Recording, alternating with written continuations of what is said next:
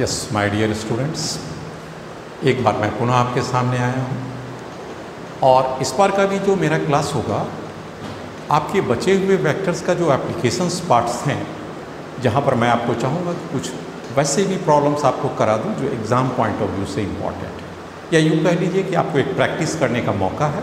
हालांकि मैं सोल्यूशन खुद बताता रहूँगा, लेकिन आप अभी उस सोल्यूशन को न देखते हुए भी उसे पॉज करेंगे, क्वेश्चंस को बोर्ड से देखेंगे और खुद भी करने की कोशिश करेंगे। क्योंकि मुझे उम्मीद है कि जो मैंने पिछली थ्योरी को बताया है उसके बेसिस पर आप इन सारे क्वेश्चन को करने में कहीं भी किसी तरह की डिफ़िकल्टी लेवल आपके पास नहीं आनी चाहिए। क्योंकि कॉन्सेप्ट जब एक बार हो जाता है तो प्रॉब्लम्स को बनाने में तो इंटरेस्ट होना चाहिए, ना कि टफनेस होना चाहिए। चलिए वन बाई वन करके मैं चलता आपके सामने बोर्ड पर मैं एक क्वेश्चन लिख रहा हूँ। What is the angle between the vector A and vector B? A और B वेक्टर के बीच का आपको एंगल बताना है under the condition mod of the modulus या mod of the A plus B, that is summation of the two vector is equal to difference of the two vector with their mods. कैसे आप इसे solve करेंगे, चलिए आते हैं। आपके पास क्या दिया हुआ है, गिवन सबसे पहले लिखिए A प्लस B वेक्टर्स है, उसकी मॉड है and accordingly according to the question A minus B और ये दोनों वेक्टर बराबर। इसका क्या मतलब होता है, modulus of the vector A plus B, this is nothing but A square plus B square plus 2AB and the included with cosine. और A माइनस बी में क्या होता है, हाँ ये अंडर रूट हो जाएगा। और जब इसकी लेते हैं वैल्यू क्या आ जाएगा मैग्नीट्यूड में, A square plus B square plus 2A, B की जगह पर क्या पुट कीजिएगा, माइनस बी पुट कीजिएगा एंड एंगल तो वही दे देंगे cos theta and this is again under. ये आपका अकॉर्डिंग टू द इक्वेशन हो गया। हम लोग इसको किस फॉर्मेट में लिख सकते हैं, vector A plus minus vector B and mod square. तो इसका मतलब हो गया फर्स्ट का स्क्वायर माइनस बी का स्क्वायर करेंगे तो बी स्क्वायर ही हो जाएगा प्लस 2A, बी की जगह पर माइनस बी कॉस थीटा। इसका अगर स्क्वायर करते हैं, स्क्वायरिंग बोथ साइड कर दीजिए। जैसे ही आप इसका बोथ साइड स्क्वायर करते हैं आपके पास ये वैल्यू क्या आ जाएगा, A square B square plus 2AB cos theta at that side right side A square plus B square minus 2AB cos theta. बहुत अच्छा, इसमें से आपको बहुत सारे टर्म्स कैंसिल हो रहे हैं, A square B square A square B square. अगर इसको इस साइड लेते आते हैं तो that is 4AB cos theta and that must be equal to 0. Therefore cos theta must be equal to 0 and this is equal to cos 90 degree. Obviously what is the theta value, 90 degree, and according to the given options rather it is A 45 is correct. C is the 90 degree and this is the answer. Next question. Yes, there is a question on the board. The angle between A plus B vector and A minus B vector will be, there are four options, 90 degree, between 0 to 180 degree, C 180 degree and none of these. Let us check one by one. Answer. ये geometry से आप check कर सकते हैं, कैसे आइए।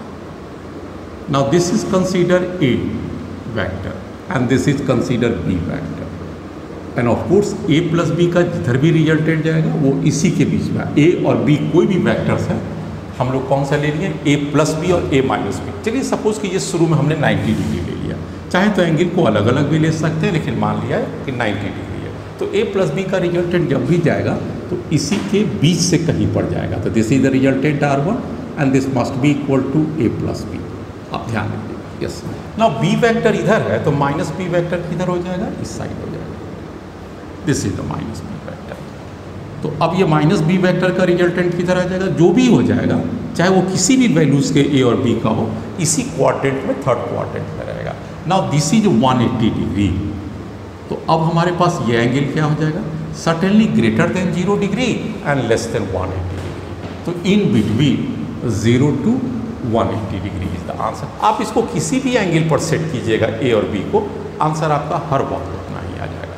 Next, yes there is a question on the board. क्या कहता है कि A plus B plus C तीन वेक्टर्स हैं और तीनों का समेशंस क्या है, 0। अक्सर ये ट्रायंगुलर अगर फिगर हो तो तीनों वेक्टर मिलके क्लोज हो जाए तो वो रिजल्टेंट 0 हो जाए। Yes okay. Now A plus B, अगर हम A प्लस बी वैक्टर को ले लें, इस पार्ट को ले लें, तो इज इक्वल टू कहता है उस कुछ ऑप्शंस हैं उसमें से आपको मैच कराना। यस, आप एक काम कीजिए, गिवन आप इसको ऐसे लिखिए a प्लस सी। ऑब्वियसली अगर b को उस साइड ले जाते हैं तो निगेटिव ऑफ b करेक्ट। अब आप एक काम कीजिए कि a प्लस सी वेक्टर को आप b वेक्टर के क्रॉस मल्टीप्लिकेशन कीजिए, तो माइनस b क्रॉस b, ये आप लिख सकते हैं, multiplying both side with b cross vector, b vector से। अब आप इसको मल्टीप्लाई किए तो क्या हो जाएगा, a cross b plus c cross b, ये दोनों वेक्टर हो गए। और इधर b क्रॉस b लेंगे तो जो कि b और b के बीच का एंगल जीरो हो जाएगा, इसलिए इसकी प्रोडक्ट हमेशा जीरो हो जाएगी। इसके पीछे रीज़न क्या है, bb साइन 0 डिग्री, और साइन 0 डिग्री का तो वैल्यू हमेशा 0 होता है, इसलिए ये तो खत्म हो गया। अब आपके पास क्या आ गया, आपको निकालना क्या है, a क्रॉस b, तो ये निकालना a क्रॉस b वेक्टर हो गया। अब ये उस साइड कर दीजिएगा तो क्या हो जाएगा, c cross b with negative sign हो जाएगा। तो ये आंसर हो गया, लेकिन चूंकि निगेटिव में नहीं आंसर दिया हुआ इसलिए हम लोग इसे ऐसे भी लिख सकते हैं। ऑर्डर को अगर चेंज कर लीजिएगा तो क्रॉस प्रोडक्ट में, जैसे कि आपको इस बात के लिए रूल याद रखना चाहिए कि a cross b is equal to negative of b cross a, that is the rule.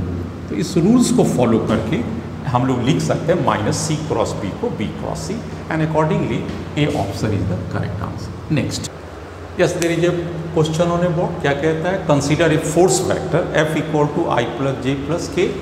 Unit आप दे सकते हैं, कोई भी हो यूनिट, यहाँ पर ये क्या हो जाएगा, ऑफ कोर्स ये न्यूटन में आएगा।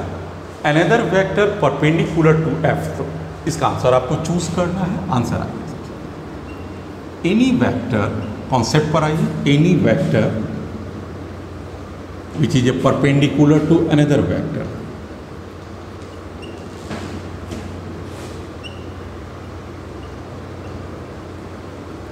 वेक्टर के परपेंडिकुलर होने के लिए मैंने बताया था their dot product must be equal to 0, और अगर पैरेलल है तो दियर क्रॉस प्रोडक्ट्स का magnitude must be equal to 0। तो यहाँ पर डॉट प्रोडक्ट को 0 होना पड़ेगा। तो अगर हम मान लिया जाए वह कोई एक फोर्स f है और दूसरा फोर्स को f डैश मान लीजिए, तो ये डॉट प्रोडक्ट दोनों का क्या होना चाहिए, 0 होना चाहिए। चलिए मैं आगे बढ़ता हूँ। अब आपको एक एक करके इसी ऑप्शन से चेक करना पड़ेगा। क्यों? क्योंकि आपकी मैं जानकारी में दे दूँ, एक वेक्टर के लिए एक वेक्टर के ऊपर दूसरा जो नॉर्मल वेक्टर होगा या परपेंडिकुलर वेक्टर होगा वो एक स्पेसिफिक नहीं होगा।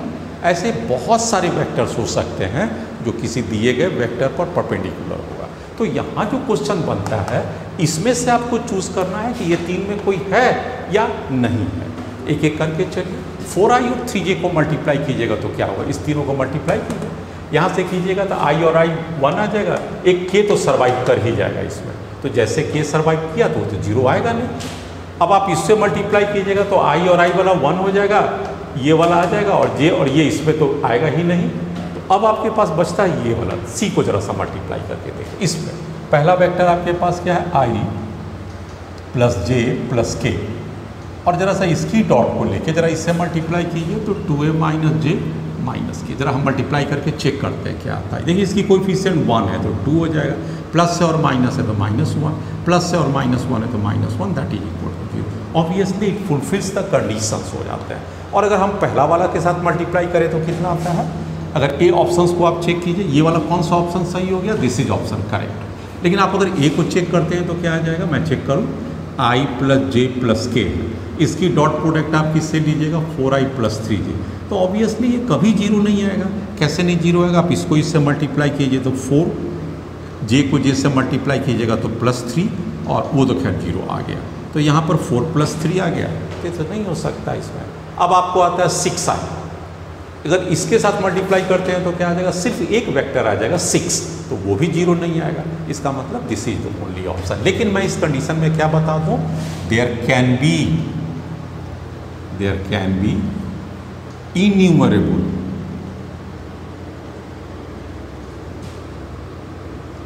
परपेंडिकुलर वेक्टर्स, ऐसा बहुत सारे हो सकते हैं, क्योंकि तीनों को जोड़ने के बाद उसके जो कोएफिशिएंट मल्टीप्लिकेशन जोड़ने के बाद 0 आना चाहिए। तो ऐसा कॉम्बिनेशन तो बहुत सारा बन सकता है कि 0 आ जाए। Okay, next, yes there is a question on the board, क्या कहता है, vector perpendicular to both the vector. कौन से दो वेक्टर्स हैं, ए और बी, तो कोई एक ऐसा वेक्टर निकालना है आपको जो कि दोनों पर परपेंडिकुलर हो जाए। मतलब इस केस में क्या हो जाएगा, जरा सा आप ध्यान देंगे, कि दोनों पर परपेंडिकुलर होने के लिए मैं क्या बता सकता हूँ, ये तो रूल्स है क्रॉस प्रोडक्ट का। सपोज कीजिए ये वेक्टर ए हो गया, that is 2i minus 3j, और ये बी वेक्टर हो गया, that is equal to 3i minus 2j। Now ये ए और बी हो गया, तो कोई अगर दूसरा वेक्टर अगर हम सी वेक्टर मान लें जो दोनों पर परपेंडिकुलर है, तो सी क्या हो जाएगा, that is A cross B.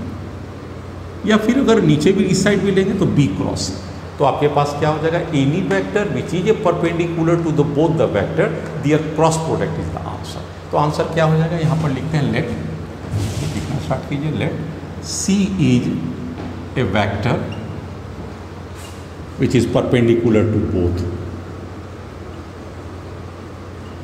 A and B, then according to the rule C must be equal to A cross B, या B cross A भी ले सकते हैं, क्योंकि दोनों ही स्थिति में अप परपेंडिकुलर या डाउन परपेंडिकुलर। चलिए इस दोनों को मल्टीप्लाई करके देख लेते हैं क्या आता है। A क्रॉस B को मल्टीप्लाई करेंगे तो क्या आता है आपके पास, 2 और 3 6, I और I क्रॉस हो जाएगा, I क्रॉस I हो जाएगा, इसको मल्टीप्लाई कीजिए, -4 I क्रॉस J हो जाएगा। चलिए इसको मल्टीप्लाई कीजिए, 3i, पहले हमने किसको किया, 2 से इसको अब किया, -3 इसको कीजिए, -9ij, -9i cross j, j cross i हो जाएगा ना, हम a क्रॉस b है तो इसको पहले लेना पड़ेगा, j क्रॉस i। तो यहाँ थोड़ा सा चेंज कर दीजिए, j क्रॉस i कर दीजिए, अब सही हो गया। तो आपके पास कौन कौन सा आ गया, एक 6 हो गया, एक ये वाला हो गया, अब लास्ट ये बचा, ये प्लस हो जाएगा, 6j क्रॉस j हो जाएगा। तो आप ये जानते हैं अच्छी तरह, i क्रॉस i का वैल्यू क्या आ जाएगा, साइन 0 हो जाएगा, तो ये कैंसिल होता हुआ 0 हो जाएगा, -4। i और j को लेते हैं तो k हो जाएगा, ऑफ कोर्स -k हो जाएगा। j और i को लेते हैं, तो j और i को लेते हैं तो हमारे पास क्या हो जाएगा, हाँ 1 मिनट थोड़ा सा देख लेते हैं हम लोग, 9 माइनस, यस ओके, j और i को आप मल्टीप्लाई कीजिए, i j होता है तो ये माइनस साइन माइनस प्लस हो जाएगा, ये है ना, 9 को रहने दीजिए, और जे आई लेंगे तो क्या हो जाएगा बच्चे लोग, -k, क्योंकि आई क्रॉस जे के होता है तो जे क्रॉस आई, और वो जे अपने 0 हो जाएगा। अब आपके पास इसमें क्या बच गया, -4k, obviously minus plus 9k, अब आपके पास आंसर बच गया 5k। तो दिस इज द आंसर। तो 5k option, yes 5k option, यहाँ पर यूनिट वेक्टर का साइन लगा देंगे, this is the answer 5k। Yes there is a question before you. क्या क्वेश्चन कहता है, आप जरा इस पर फोकस कीजिए। क्वेश्चन कहते हैं कि there are 3 vectors represented by the 3 arrows, figure दिया हुआ OA, OB एंड OC। अब इसका रिजल्टेंट क्या पूछ रहा, रिजल्टेंट क्या होगा, आपसे क्या पूछता, फाइंड द रिजल्टेंट। ओके, आप एक काम कीजिए, इसकी रेडियस तो r दिया हुआ, इसकी रेडियस भी r है, और ये रेडियस r दिया हुआ, मतलब OA का वेक्टर का मैग्नीट्यूड कितना हो गया r, OB का भी r, और इस OC का भी r। तो व्हाट इज द रिजल्टेंट, आपको सबसे पहले इस केस में क्या जाना चाहिए, आप आ जाइए, आप उसको रिजॉल्व कर दीजिए। रिजॉल्व किसको किया जाता है, नॉर्मली इंक्लाइन को किया जाता है, और किस दिशा में किया जाता है, हॉरिजॉन्टल एंड वर्टिकल। तो ये वेक्टर क्या था, r है, अगर इसकी वेक्टर को इस पर कर देंगे तो क्या हो जाएगा, r cos 45, और इस पर कर देंगे तो क्या हो जाएगा, r sin 45। ये ध्यान दीजिएगा। और एक तो इसका वाला हमने दिया ना, और पहले से ही क्या इस पर r है, और इस पर भी पहले से क्या r, तो इस पर रिजल्टेंट क्या हो गया, रिजल्टेंट वेक्टर का x डायरेक्शन में क्या हो गया, r प्लस r, और cos 45 कर लेंगे तो √2 हो जाएगा, और उसी तरह से ry भी क्या ले लेंगे तो ये भी हो जाएगा r प्लस r, और sin 45 का भी √2 हो जाएगा। ये 2 वेक्टर हो गया। Now what is the resultant vector, this must be equal to rx² plus ry का स्क्वायर। अब चूंकि rx और ry दोनों बराबर है, तो इसलिए हम लोग लिख सकते हैं 2√x, 2 को रहने देंगे और ये √x की जगह पर लिख देंगे इसको। ये क्या हो जाएगा हमारे पास, r प्लस r/√2, यही वैल्यूज आता हुआ। यहाँ पर हमारे पास क्या आ सकता है, इसमें से हम लोग दोनों का स्क्वायर रूट ले लिए, यस करेक्ट आ गया, रिजल्टेंट हो गया, ठीक है, कहीं कोई मिस्टेक्स तो नहीं हो रहा है, ठीक है। अब इसमें से r को हम लोग कॉमन ले लेते हैं, तो ये कितना हो जाएगा, इसका 1 मिनट, स्क्वायर था ना हमारे पास, तो इसका पूरे का स्क्वायर करना पड़ेगा। तो एक चीज़ थोड़ा सा आ जाइए, थोड़ा सा यहाँ पर आ जाइए, हमारे पास आ जाएगा √x का, इसका थोड़ा सा इसको क्या, थोड़ा सा मिस्टेक हो रहा है हमसे, 2rx का स्क्वायर हो जाएगा। इसका मतलब क्या हो जाएगा, √2 आर एक्स हो गया। अब करेक्ट आ गया हमारे पास। एक हो जाएगा R X R Y square, मतलब इसको हम लोग क्या आंसर ले रहे हैं बच्चे लोग, आर एक्स ले रहे हैं, और इसको क्या ले रहे हैं, आर वाई ले रहे हैं। पहले से आर था, आर कॉस पहले से आर था, आर साइन, दोनों को स्क्वायर करें। अब हमारे पास 2 रूट एक्स आ गया। अब इसको सिंप्लीफाई कीजिए, रूट 2 को रहने दीजिए और इसमें से एक ले लीजिए दोनों का, आर को बाहर कर लीजिए, 1 + 1/√2 आ जाएगा। इसको अब √2 को अंदर कर दिया गया है तो आर को छोड़ दीजिए, ये √2 को मल्टीप्लाई कर दीजिए, प्लस हमारे पास कितना आ जाएगा, √2 + √2। इसको जब मल्टीप्लाई करेंगे √2 कट जाएगा तो ये हो जाएगा 1 आ जाएगा। इसका मतलब ऑप्शन इसमें कौन सा अहम छूट रहा है हमारे पास। जब आप इसको बाहर लिए तो आर आ गया, तो हमारे पास आ गया 2r। Yes there is option, वहाँ पर है मेरे पास एक ऑप्शन, ये ऑप्शन r √2 + 1, r √2 + 1 का करेक्ट आंसर है। मैं आपको एक बार पहले भी बता दूँ, आपने किसको रिजॉल्व किया है, इसको रिजॉल्व किया है। इसको रिजॉल्व करने पर ये x कंपोनेंट आ गया, और पहले से इस पर रेडियस क्या था, आप देखिए r है तो r + r, उसमें भी देखिए एक y है, और इसको भी रिजॉल्व करेंगे। आप इसको भी रिजॉल्व कीजिएगा तो ये भी 45 डिग्री है, तो r sin 45 डिग्री है। अब इसको और इसको दोनों का इंडिविजुअली स्क्वायर करना है, इस आर एक्स का भी स्क्वायर और आर वाई का भी, क्योंकि ये दोनों बराबर है, 2rx स्क्वायर हो जाएगा रूट। नेक्स्ट, यस इसमें से क्वेश्चन दिया हुआ है कि which of the following is correct, vector A, vector B, their modulus and square, इसमें से कौन सा सही हो सकता है। तो आंसर तो इसका बहुत फॉर्मेट में लिखा जा सकता है, लेकिन according to the given requirement आपको उससे टाइप करना है या लिंक करना है। चलिए मैं आपको चलता हूँ साथ आंसर। सबसे पहले अगर आप मान लिया जाए कि ये गिवन वेक्टर ए है, ओके, इसको मान लीजिए ए, तो अब ए बराबर क्या हो गया आपके पास, that is equal to a cross b and let us suppose square. अब इसका स्क्वायर, सॉरी मॉड में भी है, मॉड का मतलब क्या हो गया, आप इसकी वैल्यू से अगर a क्रॉस b का लेते हैं तो ab sin theta, that is the meaning, और उसका स्क्वायर है तो इसको स्क्वायर कर दीजिएगा, दैट इज द मीनिंग। अब आप इसको कैसे लिख सकते हैं, a² b² sin square theta, a² b² sin square theta. इसको फर्दर कैसे सिंप्लीफाई कर सकते हैं, 1 - cos स्क्वायर थीटा। इसको फर्दर सिंप्लीफाई कर सकते हैं, a² b² minus a² b² cos square theta. इसको फर्दर सिंप्लीफाई कर सकते हैं, a.b, और इसका हम लोग क्या लिख सकते हैं, दोनों का स्क्वायर। तो दिस इज द फॉर्म। अब इससे मैच कराइए तो आपको कौन सा आता है, first option is never possible, या सेकंड इज पॉसिबल, ये पॉसिबल आ गया। यहाँ प्लस साइन वाला भी एक आ रहा है, लेकिन ये तो प्लस में और ये माइनस में ही आपको लेना, इसलिए 20 दो नहीं करेक्ट। तो कुछ भी मैंने नया नहीं किया। यहाँ पर इस बात को ध्यान देना है कि इसका a² b² cos square theta को हम लोग कैसे लिख सकते थे, a.b and this is equal to ab cos theta. तो ठीक है, तो a.b का स्क्वायर हो जाएगा ये, क्योंकि ab cos थीटा का स्क्वायर है, तो इस सेटअप का स्क्वायर हो जाएगा। Next, yes very important question before you, so that the 3 vectors a and b and c according to the given vector form right angle triangle. Okay, सबसे ज़्यादा magnitude किसका आएगा, आप इसको देखिए 3, 2, 1 है, इसका कितना आता है 1, 3, 5 और इसका 1, 2, 4 है। तो आप अगर मैग्नीट्यूड की बात कीजिएगा तो b सबसे ज़्यादा आता है। तो आप एक काम कीजिए, वेक्टर्स को ऐसे करके ले लीजिए, ऐसे हम इस वेक्टर्स को ले लेते हैं b, consider this to be a and consider this to be the c vector, हमने ले लिया। इस बात को ध्यान रखते हुए कि b वेक्टर का सबसे ज़्यादा मैग्नीट्यूड है, तो मैग्नीट्यूड ले लिया।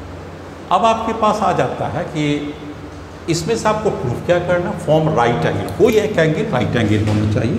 तो हमारे पास कौन सा केस बनता है, vector a and c forms the right angle. लेकिन इससे पहले मैं चेक करूँ कि क्या इसमें से कोई साइड पैरेलल भी हो सकता है, तो क्या किसी का कोएफिशिएंट का रेशियो सेम है। आप जरा चेक कीजिए, 3:1, 2:2, किसी का भी आप चेक करते हैं तो ये दोनों का, ये दोनों और ये दोनों कभी बराबर नहीं आता है। तो हम कह सकते हैं इस कंक्लूजन से कि द गिवन वेक्टर्स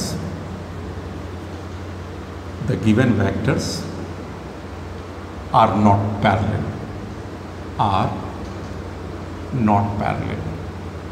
तो जब पैरेलल नहीं है तो they can form a triangle.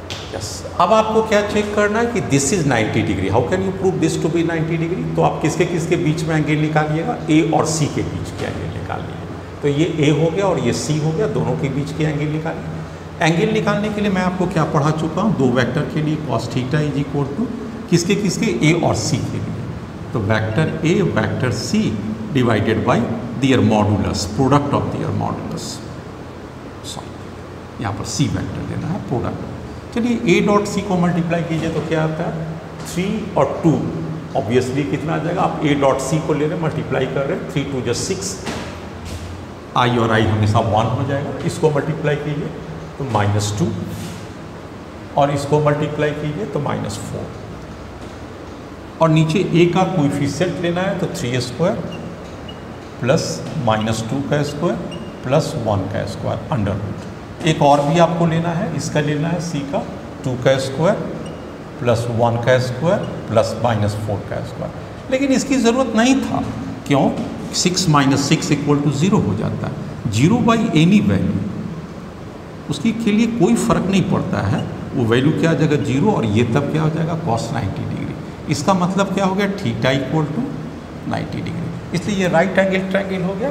दूसरा एक आप और लॉजिक से भी देख सकते हैं। कैसे आप देख सकते हैं? इसका मैग्नीट्यूड और इसका मैग्नीट्यूड को पाइथागोरस थ्योरम से लेंगे तो इसके बराबर आ जाना चाहिए। तो एक लॉ और प्रूफ होना चाहिए कि magnitude of b² must be equal to magnitude of a² plus magnitude of c²। चलिए जरा सा b² का मैग्नीट्यूड निकालिए तो कितना हो जाएगा, 1 का स्क्वायर प्लस -3 का स्क्वायर प्लस 5 का स्क्वायर। अगला बार हम चेक कर रहे हैं, ये तो पहला तो चेक हो गया, एक ये हो गया स्क्वायर।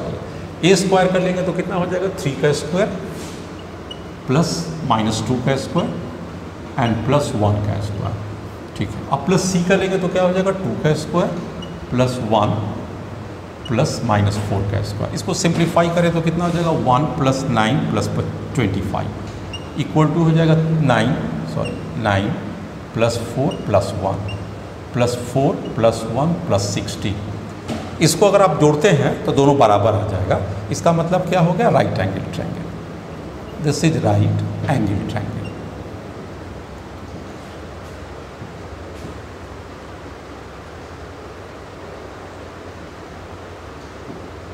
ये भी कितना आ जाएगा, 35 आ रहा और इस साइड भी कितना आ रहा, 35। So that is right angle triangle. ये दोनों बराबर हो गया। इसका स्क्वायर इसका पाइथागोरस थ्योरम को फुलफिल करता है, that is A right angle triangle. Next yes, इस क्वेश्चन पर ध्यान दीजिएगा, कॉन्सेप्चुअल क्वेश्चन से। ए particle moves on A given line.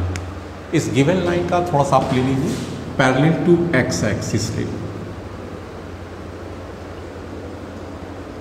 तो स्पेसिफाई कर देते हैं कि ये पैरेलल टू एक्स एक्सिस है, मतलब ये दोनों आपस में, ये कोई पार्टिकल है जो मूव करता है विथ ए कांस्टेंट स्पीड है। इसका ये v क्या है आपके पास, ये दिया हुआ, this never changes, this is a constant according to the question. At certain instant it is at a point p। मान लीजिए ये यहाँ पहुँच गया और यहाँ पर आके वो पॉइंट p तक पर आ गया, this is A point p on it's straight line path. अपने स्ट्रेट लाइन पाथ पर यहाँ पर आ गया p पॉइंट पर। विच of the following statement is correct? OP cross V, मतलब ये डिस्टेंस ले लीजिए। Late us suppose this O इस पॉइंट को दे रहे हैं और P इस पॉइंट को। O दे रहा है क्वेश्चन के मुताबिक, ये वही पॉइंट है और P एट एनी पॉइंट है जहाँ पर पार्टिकल अभी यहाँ पर पहुँच चुका है। और ये पार्टिकल किससे मूव कर रहा है, v स्पीड से आगे की ओर जा रहा है। ये इसका आपने पोजीशन वेक्टर r ले लिया। लेट अस सपोज ड्रॉप ए परपेंडिकुलर, तो r इक्वल टू क्या हो जाएगा, इसको अगर आप कोऑर्डिनेट मान लीजिए x और y, तो ये डिस्टेंस O से लेके यहाँ तक हो जाएगा x और ये हो जाएगा y। तो इसका मतलब r वेक्टर को आप क्या दे सकते हैं, xi + yj। r को आप दे सकते हैं ना, तो क्या OP इक्वल टू r है, यहाँ r का मतलब क्या हो गया, OP vector. OP vector equal to xi + yj। तो आप निकाल लीजिए इसकी वैल्यू क्या होगा, OP क्रॉस V ले लीजिए। OP का डायरेक्शन कौन सा स्पेसिफाइड है, आप देख सकते हैं, एक I भी है और J भी है। अब आ जाइए OP क्रॉस V में, V किधर आपका मूव करता है, this is along the I। इस डायरेक्शन को x को क्या लेंगे हम लोग, I लेंगे, और इस डायरेक्शन को क्या लेंगे हम लोग, J लेंगे। तो x के डायरेक्शन में यूनिट I वेक्टर दिए हैं और y के डायरेक्शन में यूनिट J वेक्टर दिए हैं। अब आ जाइए OP क्रॉस V बराबर क्या हो जाएगा, OP इक्वल टू R, तो that is called R cross V। R का वैल्यू पुट कर दीजिए xi + yj, ठीक है, कोई दिक्कत नहीं है, क्रॉस पुट कीजिए।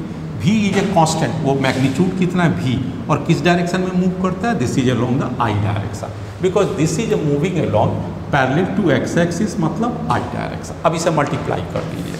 चलिए बच्चे लोग क्या हो जाएगा, xv और i क्रॉस i बराबर क्या हो जाएगा, that must be equal to 0, तो ये तो खत्म ही हो जाएगा और ये y भी हो जाएगा, दिस इज ए y भी, और j क्रॉस i, यहाँ पर आप देख सकते हैं पहले j है और तब i है, j क्रॉस i का मतलब क्या हो गया, माइनस k, इसका मतलब क्या हो गया, फाइनली आंसर क्या हो गया, ये पार्ट 0 हो गया, तो दिस इज ए y भी negative sign and k unit vector, this is called OP cross v।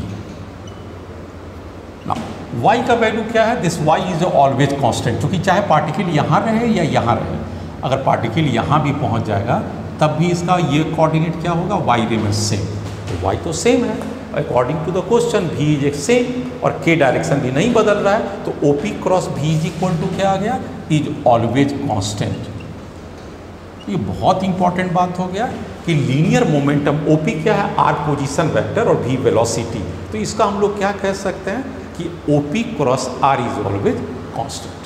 तो इसमें से बेस्ट ऑप्शंस क्या निकल जाएगा, OP cross v must be equal to constant. एक बार फिर से देख लीजिए, अरे भाई ये पैरेलल टू x एक्सिस चल रहा है, इसका मतलब है किसी भी पोजीशन चाहे पॉइंट यहाँ रहे या यहाँ रहे, दोनों के लिए y क्या हो जाएगा, सेम, तो y नहीं बदलेगा और x बदलता है, आप देख सकते हैं यहाँ पर x की वैल्यू कम है और इस जगह पर x की वैल्यू क्या आ जाएगा, ज़्यादा हो जाएगा, तो x तो इसमें है ही नहीं और v कांस्टेंट है, इसका मतलब क्या हो गया, OP cross v is a constant. Very important question. Next मेरे पास बोर्ड पर एक क्वेश्चन से कहता है establish the following vector inequalities geometrically और अदरवाइज, आप चाहे एनालिसिस करके बताइए या ज्योमेट्रिकली करके बताइए, क्या बताना है कि modulus of two vectors a and b is always less than या equality sum of their magnitudes of the vector, और दूसरे में क्या कहता है कि the modulus of the two vectors is greater than equal to difference of the magnitude of two vector. ये दो सवाल आपको अकॉर्डिंग टू प्रूव करना है एंड इसमें यह भी बताना है कि what is the meaning of equality and what is the meaning of inequality, दोनों के स्पेसिफिक केस को समझाते हुए करना है। ये क्वेश्चन बहुत ही इंपॉर्टेंट है और मैंने देखा है कि ये NCERT से ये क्वेश्चन लिया गया है। आइए मैं आपको इसे समझाने की कोशिश करता हूँ। इसमें आप सबसे पहले कंसीडर टू आंसर आ जाएंगे आप इसमें, आपका आंसर क्या कहता है, a प्लस बी, तो आप एक काम कीजिए, दो वेक्टर ले लीजिए, आप इसको ले लीजिए, a वेक्टर ले लीजिए और late us suppose this is the b vector. मैंने एक डायरेक्शन में दोनों को नहीं दिया और चूंकि ये कहा भी नहीं है इसलिए लोग इसे consider, so there are two vector a plus B, तो इसका मॉड का मतलब क्या हो जाएगा, ये वाला वैल्यू हो गया, तो ये a और b वेक्टर हो गया, ये वाला हमारे पास रिजल्टेंट क्या हो गया इसका, a प्लस बी। अब चूंकि इसकी रिजल्टेंट का मैग्नीट्यूड है तो ये मॉड हो गया। अब let us consider it forms it three sides of a triangle, तो एक ट्रायंगल की प्रॉपर्टीज क्या कहता है कि sum the one side, the sum of the two sides must be greater than the third side. What is the logic behind this, sum of the two vector that is a plus B must be greater than a plus B, या दूसरे शब्दों में कह लिया जाए कि हम लोग ले सकते हैं, यहाँ पर रीज़न क्या देंगे, रीज़न देंगे triangle law, from triangle law. क्या कहता है ट्रायंगल लॉ कि one side must be less than sum of the two sides, must be less than two sides. बताइए आप इस बात से सहमत है, होना ही होना है। फ्रॉम ट्रायंगल लॉ अगर कोई भी ट्रायंगल होगा तो उसके दो साइड उसके तीसरे साइड से जरूर बड़ा हो जाएंगे, तो हमने क्या कहा कि दो साइड्स को सम करते हैं, तो फ्रॉम द टू साइड्स क्या हो गया, a प्लस बी, ये रिजल्टेंट हो जाएगा a प्लस बी। आप यहाँ पर आ जाइए, ये थर्ड साइड, ऑटोमेटिकली इसका मैग्नीट्यूड क्या होगा, ये लेंथ इसकी और इसके लेंथ के मैग्नीट्यूड से छोटा हो जाएगा, तो less than magnitude of a plus magnitude of b। Triangle law के मुताबिक ये रीज़न है और ये उसका आंसर है। अब ये प्रश्न उठता है, ये छोटा तो हो जाएगा, कब बराबर हो जाएगा दोनों, कब बराबर हो जाएगा, इस इक्वलिटी की बात करते हैं, इक्वलिटी। लेस देन की बात तो समझ में आ गया ट्रायंगल में, इक्वलिटी में कब हो जाएगा, when vector a and b are collinear and in same direction. इसकी मतलब हम समझिए, जैसे मैंने क्या बताया कि अगर ये दोनों, जैसे ये ट्रायंगल है, अब ये इधर ना जाते हुए इधर ही चला जाए, ये वेक्टर ए ले लें और ये वेक्टर बी ले लें, तो इसका रिजल्टेंट क्या हो जाएगा? इक्वलिटी में A plus B, and this must be equal to,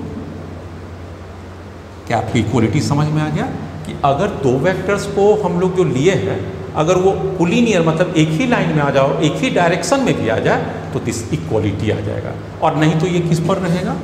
ये नॉर्मली ट्रायंगल में हो जाएगा। ये किस प्रॉपर्टीज़ का हो गया? In case of a triangle. और ये किस प्रॉपर्टीज़ के लिए हो गया? ये किस प्रॉपर्टीज़ के लिए हो गया? When collinear.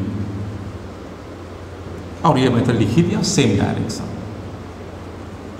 तो अगर ट्रायंगल है तो इक्वल कभी नहीं होगा, और अगर ट्रायंगल नहीं है तो ये जनरल हो जाएगा। तो इन जनरल हम क्या कह सकते हैं, हम अगर डिफाइन ना भी करें, ट्रायंगल लेंगे तो ये देना पड़ेगा, और नॉट ट्रायंगल के लिए, लेकिन इन जनरल कहेंगे तो ये इक्वेशन बैठता है हमारे पास। नेक्स्ट, अब उसको देखते हैं हम लोग। वो भी एक ट्रायंगल लॉ से ही प्रूफ हो जाएगा। बी पार्ट के लिए आइए, क्या कहता है? The sum of the two, ये दोनों क्या हो जाएगा? This must be greater than, किसके किसके? इस दोनों डिफरेंस के बराबर। तो this is also a triangle law. क्या कहता है ट्रायंगल लॉ? ट्रायंगल लॉ कहता है कि one side must be greater than difference of the two side, difference of two sides. तो यहां one sides A plus B ले लीजिए, ए प्लस बी हो गया। और ये क्या कहता है कि डिफरेंस हो जाएगा वो ग्रेटर, ये हमेशा उसके डिफरेंस अगर करेंगे इसको उसको, तो वो दोनों ग्रेटर हो जाएगा। तो अकॉर्डिंग टू द ये प्रिंसिपल आ गया।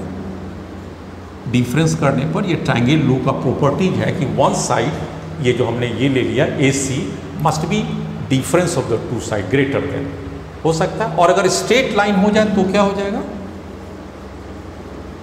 स्ट्रेट लाइन मतलब collinear and opposite direction. Straight line भी हो जाए और कोलिनियर भी हो जाए, तब क्या हो सकता है? इक्वलिटी के साथ भी आ जाएगा। A plus B is equal to A minus B के बराबर आ जाएगा। कैसे आ जाएगा? जैसे मान लिया ये इसका रिजल्टेंट है, जैसे आप इसको आ जाइए, इसको अगर हम इसके ऊपर उठा के लेते आते हैं तो ए प्लस बी का जो भी वैल्यू आ जाएगा वो जरूर इक्वल टू किसके आ जाएगा? ए माइनस बी के, क्योंकि दोनों कैंसिल कर देगा, तो थर्ड साइड को तो जीरो होना ही पड़ेगा, इसके कारण आ जाएगा। नेक्स्ट, आपके पास उसी की कंटिन्यूटी में उसी एनसीईआरटी के बुक से एक और भी प्रूफ करना है। ए माइनस बी इतना हमेशा लेस देन होगा। आइए मैं इसे बताता हूँ आपको। जो मैंने ट्रायंगल फॉर्म किया था आपका, ये वाले को मैंने ए दिया था और इस वाले को क्या दिया? बी दिया था। तो this is A B plus जाता है। तो अगर हम आपसे कहें बच्चे लोग कि बी माइनस ए किधर हो जाएगा, तो आप इधर आ जाइए। This is equal to minus B vector. अब ये वाला इसका फर्स्ट एंड लास्ट को मिला देंगे तो क्या हो जाएगा? ये this vector is equal to A minus B and of course mod. Mod क्यों? क्योंकि इसकी मैग्नीट्यूड की बात है। ये प्लस बी वेक्टर है, तो इसको मिलाते थे तो हम लोग के पास क्या हो जाता था? इसको अगर आप मिला लीजिए, this is called A plus B. लेकिन हम अभी उसकी तरफ नहीं है, हमारा कौन सा फोकस हो गया? ए बी और सी, इसको आ जाइए ए माइनस बी। तो अब यहाँ पर क्या आ जाएगा? क्वेश्चन के मुताबिक ए माइनस बी मतलब ये साइड हो गया, this must be less than sum of the two side. यहाँ पर छूट गया हमारा सम ऑफ, तो ये भी ट्रायंगल प्रॉपर्टीज ही हो गया। इसके पीछे रीज़न क्या हो गया? रीज़न हो गया ऑटोमेटिक, आप यहाँ से प्रूफ कर चुके हैं। कौन सा कर चुके? A C side must be less than किसके किसके साथ होना चाहिए? A B plus B C, A B plus B C. अब ए सी बराबर क्या है? A minus B, less than equal to A B क्या है? That is a vector A, और वो क्या हो जाएगा? B C, that is A B vector. ये यहाँ पर माइनस नहीं शो कर रहा है, इसको हम लोग क्या शो करेंगे? ए माइनस बी का बात हो गया। तो यहाँ पर हम लोग इसकी मैग्नीट्यूड कितना है? मैग्नीट्यूड अगर लेंगे तो बी वेक्टर का ही लेंगे, प्लस हो जाएगा बी वेक्टर का मैग्नीट्यूड। यहाँ पर आप माइनस नहीं पुट कीजिएगा। क्यों नहीं पुट कीजिएगा? एक माइनस तो ये इधर था, अब इस ट्रायंगल में आ गया तो माइनस बी तो ऑटोमेटिक हो गया। तो इसका मतलब हो गया कि ए माइनस बी मतलब ये साइड जो होगा लेस देन, मतलब कोई भी थर्ड साइड होगा वो फर्स्ट टू साइड से समेशन से छोटा होगा। और ये कब दोनों बराबर हो जाएगा? अगर हम लोग बराबर की बात करें तो उस सेंस में हो जाएगा कि अगर ये अपोजिट डायरेक्शन में कोलिनियर एंड अपोजिट, अगर इस दोनों को ध्यान देंगे तब हमारे पास कोलिनियर एंड अपोजिट करेंगे तो क्या आ जाएगा, इक्वलिटी प्रूफ। तो वो एक छोटा सा चीज़ हो गया। आप स्ट्रेट फॉरवर्ड चलिए, आप उसको जरा सा प्रूफ कीजिए। a माइनस बी का लेंगे तो ये साइड आ गया, ये साइड की जो वैल्यू होगी मस्ट बी ग्रेटर देन, किसके ग्रेटर हो जाएगा, इन दोनों के डिफरेंस के बराबर। तो ज्योमेट्रिकली यहाँ पर एक हम लोग और भी लिख सकते हैं, डी के लिए क्या लिख सकते हैं, a minus B that is AC must be greater than difference of this two a and b। a के जगह पर हम लिख सकते हैं AB माइनस BC। इसका मतलब क्या हो गया, vector a minus B must be greater than equal to vector a minus vector b। This is the geometrically meaning of triangle, geometrical triangle law के मुताबिक। तो ये ट्रायंगल लॉ का मुताबिक है। इसमें एक बार फिर से देख लीजिए क्या कहता है, लास्ट वाले का a माइनस बी, ये वाला हमेशा बड़ा हो जाएगा बाकी दो के difference, that is the triangle law. Next, yes there is a question, और ये भी क्वेश्चन मैं NCERT से ही लिया। क्या कहता है, a vector, b vector, c vector and d vector, sum of the 4 vectors is equal to 0। Which of the following statements are correct. Statements यहाँ पर सेंटेंस को पूरा कर लीजिए, आर करेक्ट। एक से ज़्यादा भी करेक्ट हो सकते हैं, इस बात पर ध्यान दीजिएगा। क्या कहता है, पहला a plus B plus C plus D must be a null vector. Null का मतलब क्या होता है, जीरो वेक्टर। नल का मतलब होता है जीरो। तो क्या हम ये कह सकते हैं कि अगर a plus B plus C plus D according to the question a plus B plus C plus D according to zero है, तो क्या ये जरूरी है कि तीनों का, चारों का समेसन जीरो होना चाहिए या चारों वेक्टर को जोड़कर जीरो होना चाहिए? इसका आंसर क्या आएगा कि there is a no necessary, there is a no necessity of all vectors to be individually null vector.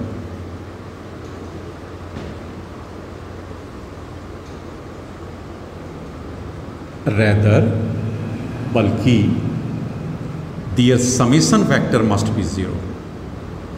Their summation vector must be equal to 0. तो इसमें एक, हालांकि वो भी आंसर सही हो सकता है, a plus B plus C plus D, अगर चारों नल है तो उसका आंसर तो नल होगा ही। लेकिन जरा यहाँ स्टेटमेंट को गौर कीजिए, मस्ट बी, तो क्या ये जरूरी है? नहीं, ये जरूरी नहीं है। तो इसका मतलब ये क्या हो गया, इनकरेक्ट। किस बात के लिए इनकरेक्ट हो गया, वर्ड मस्ट बी के कारण। अगर मस्ट नहीं है तो ये प्लस बी सी डी, अगर ये चारों नल है तो क्या दिक्कत है, zero plus zero plus zero plus zero तो जीरो तो होगा ही। लेकिन सिर्फ यही कंडीशन नहीं है, इस दोनों का जोड़ अगर प्लस आ जाए और इस दोनों का जोड़ उतना ही माइनस जाए तो भी तो जीरो हो सकता है। चलिए नेक्स्ट है, magnitude of the a plus C. तो आप इसको जरा सा बी केस के लिए देखिए, ए तो आपका कंडीशन हो गया, बी के लिए हो गया, a plus C equal to क्या हो जाएगा बच्चे लोग, माइनस बी प्लस डी हो जाएगा। ये तो according to the rules of आ गया। इसका मतलब क्या हो गया, a प्लस सी की मैग्नीट्यूड की बात करें तो this must be equal to b plus C की मैग्नीट्यूड की बात, ये तो होगा। माइनस में तो मॉड को नहीं कंसिडर करना है, तो ये क्या कहता है, magnitude of the a and c, तो यही तो है, magnitude of a and c must be equal to magnitude of b plus D. यहाँ पर मैग्नीट्यूड ऐसे दिया हुआ, अगर इसको यहाँ से हटा दीजिए तो बात ये कह रहा प्रूफ करने, तो ये तो प्रूफ हो ही है। नेक्स्ट आ जाइए, अब कहता है the magnitude of A, third vector के लिए आ जाइए, the magnitude of A can never be greater than sum of the magnitude. Yes, इसमें भी आपकी बात वही कह रहा है, वेक्टर ए इक्वल टू क्या हो जाएगा, minus B plus C plus D हो जाएगा। चलिए बढ़िया बात है। तो क्या आप इसको ऐसे लिख सकते हैं, magnitude of A must be equal to magnitude of B magnitude of C plus magnitude of D, ये बात हो जाएगा। तो ये तो यही बात तो कह रहा था, मैग्नीट्यूड ऑफ ए कहाँ ज़्यादा हुआ, ये तो इक्वलिटी में हो गया। किसी भी स्थिति में ए का वैल्यू तीनों के जोड़ के बराबर नहीं हो सकता है, उससे ज़्यादा नहीं हो सकता है। तो magnitude of A can never be greater then, ठीक तो है, कभी बराबर नहीं होगा बल्कि इक्वलिटी पर आ जाएगा। तो this statement is a correct, this statement was correct and obviously one was wrong. Next question, there is a question before you, कहता है given two vectors A and B, सामने सामने दिया हुआ, the angle made by resultant of the two that is A plus B with the X axis, ये पूछता है। चलिए सबसे पहले ए प्लस बी निकाल लीजिए आंसर में।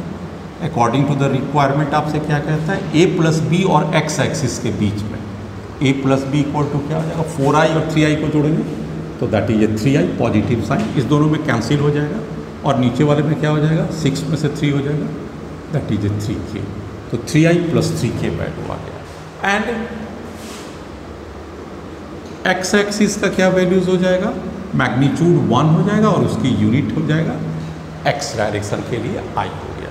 इसके और इसके बीच का एंगल निकालना है, तो what is the angle between this and this, cos theta का वैल्यू क्या आ जाएगा, कॉस थीटा का वैल्यू आ जाएगा product of the two vectors, तो 3i को अगर कि i से करेंगे तो कितना बचे लोग हो गया 3i और i को करेंगे तो 1 से 3 हो गया, और i और k को करेंगे तो that must be equal to 0 divided by their magnitude 3k² plus 3k², 3k² plus 3k², और एक इसका भी 1 का मैग्नीट्यूड, तो 1 का मैग्नीट्यूड तो 1 ही हो जाएगा, तब ये क्या हो गया 3 हो गया, और ये 3 डिवाइडेड बाई √2, 3 इसमें से कॉमन ले लिए 1 + 1, ये दोनों वैल्यू कट गया 1/√2, ये हम लोग cos 45 लिख सकते हैं।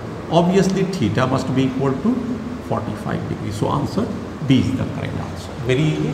एक कॉन्सेप्ट की बात यहाँ पर उभर कर आ गया, जब भी पूछेगा what is the vector of x axis तो क्या पुट करना है 1i, कभी पूछेगा what is the vector of J axis या जेड वाई एक्सिस तो हम लोग जे पुट करेंगे, और वेक्टर ऑफ जेड एक्सिस रहेगा तो 1k पुट करेंगे। नेक्स्ट आपके पास क्वेश्चन है बोर्ड पर, क्या कहता है, विच वेक्टर, और ये वेक्टर्स एक या एक से ज़्यादा given below is perpendicular to vector a cos theta i b sin theta j, मतलब इसमें से कहता है कौन सा वेक्टर का सेट है या सारे सेट्स हैं जो इसके साथ परपेंडिकुलर बनाते हैं। आइए कॉन्सेप्ट क्या कहता है, when two vectors are perpendicular, कब परपेंडिकुलर होता है,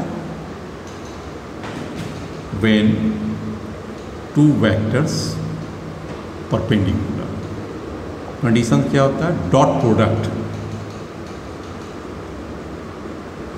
मस्ट बी इक्वल टू 0, दोनों का अगर डॉट प्रोडक्ट ले लें, एक एक करके चेक कीजिए। यहाँ पर मैं आपको पहले ही बताया था कि किसी भी दिए गए वेक्टर के लिए एक यूनिक या कोई खास वेक्टर नहीं होगा जो उसके ऊपर परपेंडिकुलर होगा, वैसे बहुत सारे सेटअप हो सकते हैं जो उसके लिए आपको ये डॉट प्रोडक्ट उसका 0 आ जाएंगे, या यूज़ कर लीजिए कि दोनों के ऊपर परपेंडिकुलर होगा। जरा इसका और इसका डॉट प्रोडक्ट को चेक कीजिए तो क्या आता है, इसके साथ फर्स्ट सेटअप और इसके साथ सेटअप करते हैं। चलिए a cos i और i 1 हो जाएगा तो बचेगा क्या, ab sin theta cos theta, यहाँ से, और इसको मल्टीप्लाई करेंगे तो क्या हो जाएगा -ab sin theta cos theta.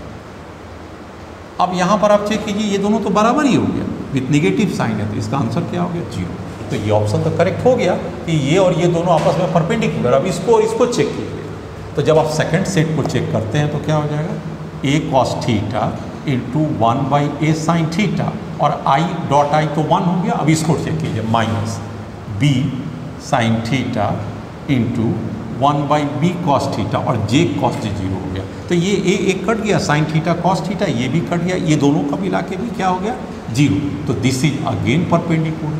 अब जब तीसरे सेटअप को चेक कीजिए तो क्या ये और ये 0 होंगे, चेक कीजिए इससे, 5k को i से मल्टीप्लाई कीजिएगा तो ये तो 0 होगा ही, k को कभी भी i से मल्टीप्लाई करेंगे irrespective of its coefficient, i dot k equal to 0, खत्म हो गया।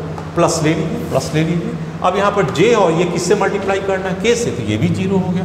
ऑब्वियसली इसका डॉट प्रोडक्ट इसके साथ भी लेंगे तो 0 हो गया। तो इसका मतलब ऑप्शन में तीनों सही, तो लास्ट वाला भी तो वही ऑप्शन दे रहा ना, और तो आंसर क्या हो गया, D is the correct, all options are correct. Next, अब आइए क्वेश्चंस में क्या कहता है the vectors from the origin to point A, तो वो इसका वेक्टर हो जाएगा OA। तो पहला वेक्टर आपके पास OA हो गया, वो वेक्टर क्या हो जाएगा, कोऑर्डिनेट को हटा दीजिए, 3 - 0, 3 - 0 i, -6 - 0 -6, प्लस तो देना ही पड़ेगा ना, प्लस दे के तब देंगे, -6 - 0 दैट इज j, और लास्ट में देंगे 2 - 0 एंड दैट इज के, ये फर्स्ट वेक्टर हो गया। इसका मतलब OA वेक्टर जो हो गया first vector equal to 3i minus 6j plus 2k, that is the answer. कहिएगा ये माइनस कहाँ से आ गया, तो -6 - 0 -6 और इससे मल्टीप्लाई करेगा माइनस प्लस 2k, ये फर्स्ट वेक्टर आ गया। Now what is the OB vector, फिर उसी तरह से कीजिए, घटा दीजिए कोई भी उसका कोऑर्डिनेट को 2 - 0, that is i plus 1 - 0 of course j plus -2 - 0 and k। ये वेक्टर भी कितना आ जाएगा 2i प्लस, यहाँ पर j पुल करना पड़ेगा बच्चे लोग, 2i प्लस j, क्योंकि 1j का मतलब j एंड -2k, तो दो वेक्टर आ गया OB वेक्टर। इन दोनों के द्वारा जो एरिया फॉर्म होगा आपकी मैग्नीट्यूड निकालना है। तो what is the area formed by the two vector, आपका कॉन्सेप्ट क्या आ जाएगा, area formed by two vectors. तो आपने इसमें एक बात देखा होगा ना, कोऑर्डिनेट से वेक्टर निकाला गया है और वेक्टर से उसकी एरिया निकाला गया है। तो दो वेक्टर का जब दो साइड दिया हुआ हो वेक्टर फॉर्म में, तो उसके लिए क्या हमारा कॉन्सेप्ट है, क्रॉस प्रोडक्ट। कौन सा क्रॉस प्रोडक्ट है, OA, और दूसरा क्या हो जाएगा OB का क्रॉस प्रोडक्ट। क्या क्रॉस प्रोडक्ट का मॉड से आंसर आएगा, नहीं, तो पैरेललोग्राम का आ जाएगा। तो क्या करना चाहिए, divided by 2, that is the area of the to triangle. मतलब अब तो बहुत आसान हो गया, एरिया निकालने के लिए अब आपको क्या करना पड़ेगा, पहले तो उसके IJ ऐसे करके लिखिए, IJ एंड K वेक्टर, आपको क्रॉस प्रोडक्ट में लिख रहा है। 3 - 6 2, 3 - 6 एंड 2, इसमें कितना आता है 2 1 - 1, 2 1 - 2, ये अब डिटर्मिनेंट फॉर्म है। अब इसको सॉल्व करना है, कैसे सॉल्व करेंगे, I ले लीजिए, I जैसे ही I आप लेते हैं, ये कॉलम और ये रो को छोड़ दीजिए, -6 2 1 - 2, -6 2 1 - 2, आइए माइनस साइन लगा दीजिएगा, फिर एक छोटा सा मॉड का साइन दीजिए। अब की बार J को टारगेट किए हैं, तो ये कॉलम और ये रो 3 2 2 - 2, 3 2 2 - 2। अब फिर K को ले लीजिए, फिर एक छोटा सा मॉड कर दीजिए वैल्यू, K को टारगेट कीजिए, ये कॉलम और ये रो दोनों कैंसिल हुआ, 3 - 6 2 1, 3 - 6 2 1। अब इसको सिंप्लीफाई कर लीजिए, एक लाइन में आपका आंसर आ जाएगा। आप इसको सिंप्लीफाई करते हैं, हम क्या निकाल रहे हैं इसमें, मेरा जो टारगेट आ रहा है इसमें पहला बार में आ रहा है OA क्रॉस OB आ रहा है, ये आ रहा है, हमको ये पूरा नहीं आ रहा, इसकी वैल्यूज़ को निकालना है। बाद में इसका मॉड निकाल के 2 से डिवाइड करेंगे, एरिया आ जाएगा।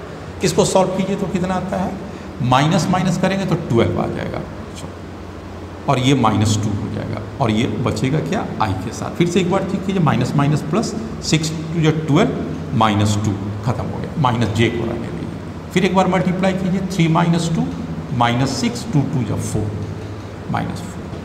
फिर से एक बार मल्टीप्लाई कर दें, 3 × 2 -6, और फिर दूसरे बार क्या करना पड़ेगा, इसको दोनों को 2 2 4 विथ नेगेटिव साइन, और लास्ट में आ जाइए K को जब मल्टीप्लाई करते हैं 3 × 1 3 -12 और प्लस ले लीजिए। फिर से एक बार चेक कर लीजिए, 3 × 1 3 प्लस माइनस माइनस, और माइनस फार्मूला का माइनस प्लस हो गया, 6 × 12 K के साथ आ गया। इसको सिंप्लीफाई करेंगे तो क्या हो जाएगा, 10i minus 10j and 15k, ये वैल्यू आ गया। अब क्या कहता है, इसकी मॉडुलस को निकाल के 2 से डिवाइड कर दीजिए। तो नाउ अब उसकी एरिया का वैल्यू क्या आ जाएगा बच्चे लोग, उसकी मॉडुलस, क्रॉस प्रोडक्ट का तो हमारा आंसर आ गया, उसकी मॉडुलस लेंगे तो क्या हो जाएगा, 10 का स्क्वायर प्लस 10 का स्क्वायर प्लस 15 का स्क्वायर, ये मॉडुलस हो जाएगा, तो ये ब्रैकेट रूट में चला जाएगा, divided by 2, 100 plus 100 200 plus 15 225 divided by 2 हो जाएगा। ये कितना हो जाएगा, 425 डिवाइडेड बाई, यही आंसर आ गया। लेकिन इसको और सिंप्लीफाई कर सकते हैं, कैसे कर सकते हैं, 25 × 17 that is 425 divided by 2, that is 5√17 divided by 2 metre square, and that is your answer. तो इसका आंसर क्या हो गया, 5/2√17, ए ऑप्शन इसका करेक्ट आंसर हो गया। तो इसमें एक बहुत महत्वपूर्ण क्वेश्चन है और बड़े लेवल पर क्वेश्चन आ सकता है कि अगर कोई भी फिगर है उसका आपको एरिया निकालना है ट्रायंगल में, तो क्या करना चाहिए, कोऑर्डिनेट से दिया हुआ है तो उसके साइड्स निकाल लें। जैसे कि ये तो आंसर हो गया, मान लीजिए कभी आपको ये फिगर आ गया, ठीक है ना बच्चे को, ध्यान दीजिएगा। इसकी कोऑर्डिनेट दिया हुआ x1 y1 z1, इसकी कोऑर्डिनेट दिया हुआ x2 y2 z2, और ये भी दिया हुआ x3 y3 z3 है। तो आप कैसे निकालिएगा, ये साइड को निकालना रहेगा तो क्या करेंगे, R1 ले लीजिए, ये साइड को ले लेंगे R2, तो R1 इक्वल टू क्या हो जाएगा, ये ध्यान दीजिएगा x2 माइनस x1, और आप तुरंत पुट कीजिएगा I। कहीं आप यहाँ पर कैसे किए थे हमें बताइए, हमें नहीं समझ में आया था। तो ये आप याद रखिएगा ना, इसका कोऑर्डिनेट कितना था 3, और इस x2 मान लिया और इसको x1 है, तो दोनों को घटा दिए थे, तो ये वाला वैल्यू आ गया था। इसमें भी वही कर रहे हैं, इसको घटा दिए x2 माइनस x1, अगला बार क्या हो जाएगा y2 माइनस y1 j, और अगला बार क्या हो जाएगा z2 माइनस z1 k हो गया। देखिए आ गया ना फर्स्ट वेक्टर, और सेकंड वेक्टर क्या आ जाएगा, इस दोनों को हटा देंगे तो x3 minus x1 i, y3 minus y1 and z3 minus z1 k। अब आपके पास दो वेक्टर आ गया, इसका एरिया निकालना पड़ेगा, तो क्या करेंगे अरे करना क्या है, क्रॉस प्रोडक्ट में चले जाइए, मॉड दीजिए और 2 से डिवाइड कर दीजिए, एरिया आ जाएगा। मैं आपको इसलिए बता दिया कि यहाँ पर आपको एक पॉइंट क्या दिया हुआ था, एक पॉइंट ओरिजिन दिया हुआ और 2 का कोऑर्डिनेट दिया हुआ था। लेकिन प्रॉब्लम में अगर कभी वेरी करता है कि नहीं हम ओरिजिन को गैप कर देते हैं और कोई एक उसका भी हम कोऑर्डिनेट में ही दे दिए, तो भी क्या फ़र्क पड़ता है, निकल जाएगा। मान लीजिए आप एक काम और कीजिए, कभी आप यहाँ पर आ जाइए, ये फिगर यहाँ पर, कभी इस तरह से आपको कोई फिगर आ गया, आप पैरेललोग्राम देख सकते हैं, इसका कोऑर्डिनेट इसका कोऑर्डिनेट इसका कोऑर्डिनेट इसका कोऑर्डिनेट दे दिया, आप क्या करेंगे, एरिया निकाल रहा है क्या है, अरे आपको करना क्या है, इसकी वेक्टर निकाल लीजिए और इसका वेक्टर निकाल लीजिए, और इसका एरिया क्या हो जाएगा बच्चे लोग, मैं आपको बताया हूँ ना, एरिया इक्वल टू हो जाएगा a क्रॉस b मॉड। 2 से डिवाइड नहीं करेंगे क्योंकि 2 वैल्यू तो आ जाएगा ना इसका। तो कभी भी आपका ये वैल्यू देता है कि पैरेललोग्राम्स आते हैं, उसकी एरिया निकालना है, तो 2 साइड जो कि कंस्टिट्यूटिव साइड्स में आपके आगे उसकी मॉड से।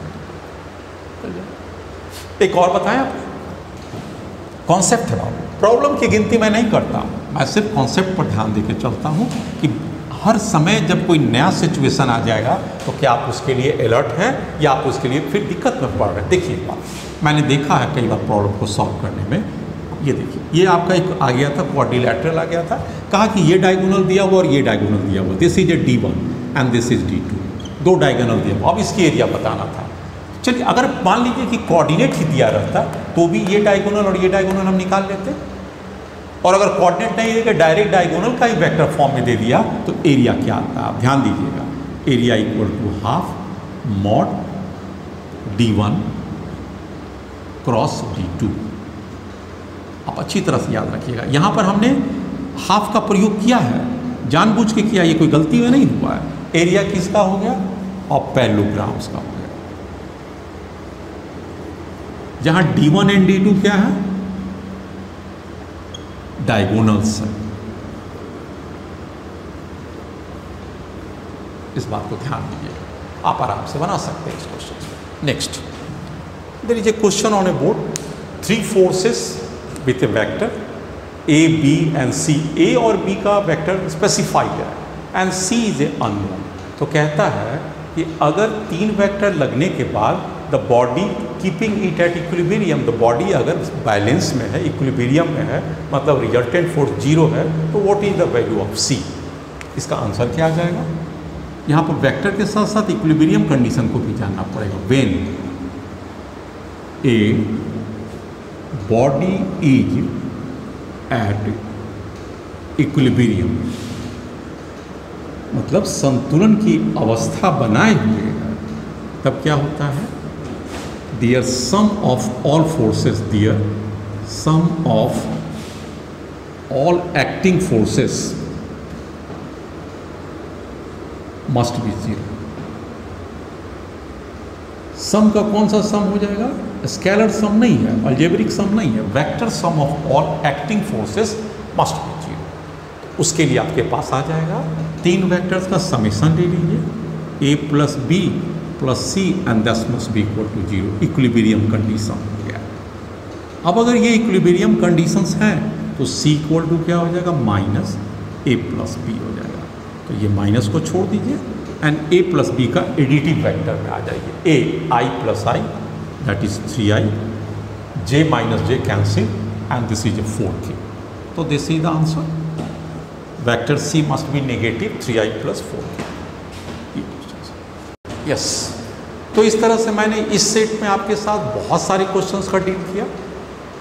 मैं उम्मीद करता हूँ इसमें से कोई भी क्वेश्चन ऐसा नहीं था जो कि कॉन्सेप्ट से बाहर का था, सभी कॉन्सेप्ट की चीज़ थे। हाँ, कॉन्सेप्ट को अप्लाई भी करना और टाइमली उसका असेसमेंट कर लेना कि क्वेश्चन का मोड ऑफ सॉल्विंग का रीज़न क्या हो सकता है, उसकी ऑब्जेक्टिविटी क्या हो सकती है, उसकी विजन क्या हो सकती है, वो स्पष्ट हो गया होगा आपको इससे। मैं एक क्लास और भी बैक कर लेके आपके सामने आऊँगा, क्योंकि बचे हुए और भी सवाल कुछ मेरे पास करेक्शंस के सवाल से, उसको भी मैं बोर्ड पर आपके साथ डिस्कस करूँगा। तब तक के लिए आप बढ़िया से पढ़िए और हमेशा ध्यान रखिए कि आप अपने कॉन्सेप्ट्स को एक अलग जगह पर लिख के रख लीजिए, ताकि कभी भी एग्ज़ाम में कोई क्वेश्चन आए। ये मेरे लिए बहुत चैलेंज की बात है कि मैं बार बार लोगों को कह रहा हूँ कि मेरे द्वारा पढ़ाई किए जाने के बाद आपको किसी बुक्स या किसी भी मटेरियल की ज़रूरत नहीं है। तो मेरा उद्देश्य भी बनता है, मेरा ड्यूटी भी बनता है कि आपको सैचुरेशन और परफेक्शन स्टेज पर ले जाने का। Thank you very much for watching.